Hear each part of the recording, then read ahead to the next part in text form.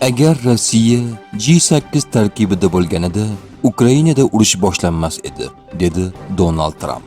Qo'shma Shtatlar rahbari bunday fikrni Kanadadagi G7 sammiti oldidan ma'lum qildi.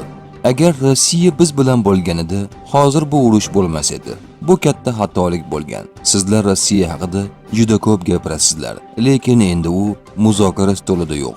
Bu esa vaziyatni murakkablashtirmoqda. Putin men bilan gaplashadi. U boshqa hech kim bilan gaplashgisi kelmaydi. U o'zini haqoratlanganday his qilmoqda. Chunki uni davlatini G8 tarkibidan chiqarib tashlashgan. Men uni tushunaman. Uni o'rnida bo'lganimda men ham o'zimni shunday his qilgan bo'lardim. Siz ham shunday bo'lar edingiz. Har kim shunday his qilardi, dedi AQSh rahbari. Uning ma'lum qilishicha, Rossiyani G8 dan chiqarish tashabbusi Kanadaning o'sha paytdagi bosh vaziri Justin Trudeauga tegishli bo'lgan. Uni bu borada Qo'shma Shtatlarning o'sha davrdagi rahbari Barack Obama qo'llab-quvvatlagan.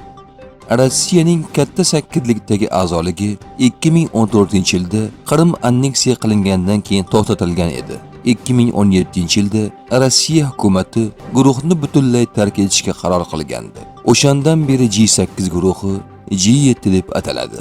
2018-yilda va 2025-yilning boshida Trump Rossiyani yana G8 ga qaytishni taklif qilgan. Biroq Rossiya rasmiylari Moskva bundan manfaatdor emasligini bildirgan. Bu Eronni qaytarib olish uchun noyob imkoniyat. Rizo Pahlaviy.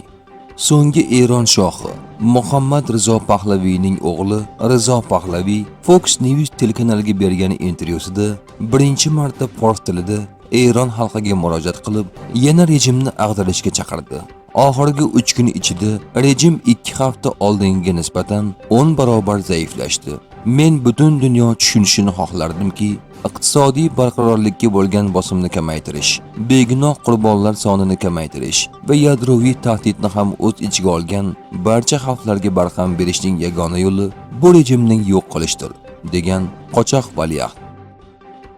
Netanyahu Trump Oyatulloh Xomaniyni o'ldirishga veto qo'ygani haqidagi xabarlarni yolg'on deb atadi. Isroil bosh vaziri bu haqida Fox News telekanali efirida ma'lum qildi.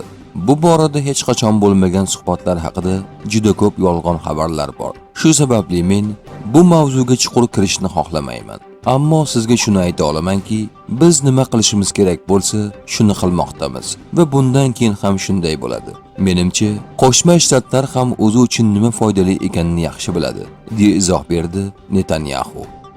Shuningdek, Netanyahu Xomaniyning o'ldirilishini istisno etmadi.